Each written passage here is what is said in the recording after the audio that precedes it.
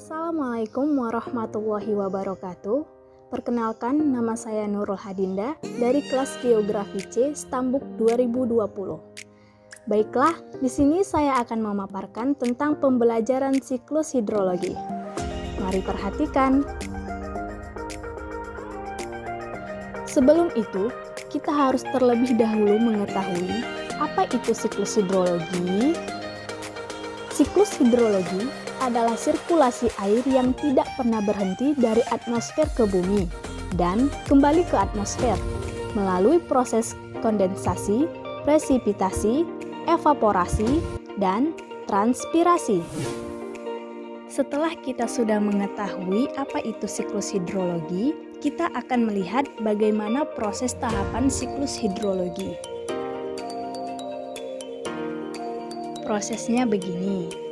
Awalnya, air laut yang terkena pemanasan sinar matahari akan mengalami penguapan yang disebut dengan evaporasi dan menjadi uap air.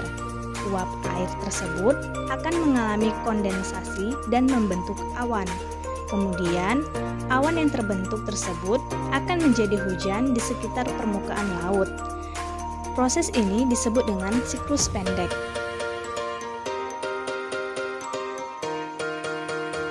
Awan yang masih mengalami penguapan evaporasi di lautan, kemudian terbawa oleh angin atau adveksi ke daratan. Di daratan juga mengalami penguapan yang berasal dari tumbuh-tumbuhan yang disebut dengan transpirasi.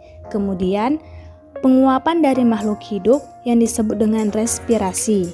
Uap air tersebut dinamakan evapotranspirasi, yang akan terkondensasi lalu menurunkan hujan atau presipitasi. Air hujan yang jatuh di permukaan bumi akan masuk ke dalam tanah melalui pori-pori tanah dan akan menjadi air tanah atau infiltrasi. Sebagian air hujan juga akan mengalami runoff, yaitu proses pergerakan air dari tempat yang tinggi ke tempat yang lebih rendah yang terjadi di permukaan bumi melalui saluran-saluran seperti sungai, danau, hingga ke samudra.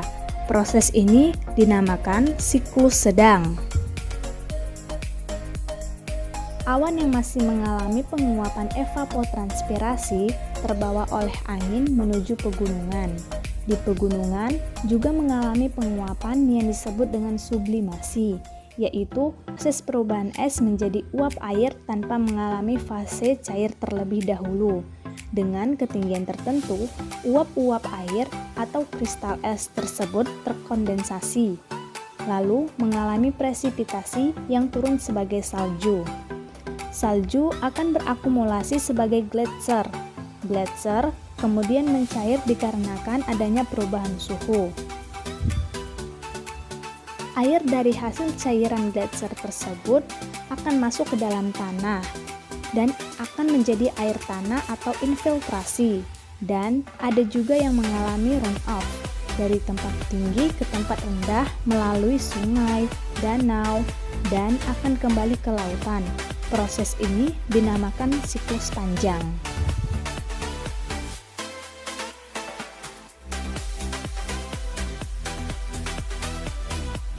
Dari siklus pendek, sedang, panjang akan saling berkaitan dan terjadi secara terus-menerus di bumi kita.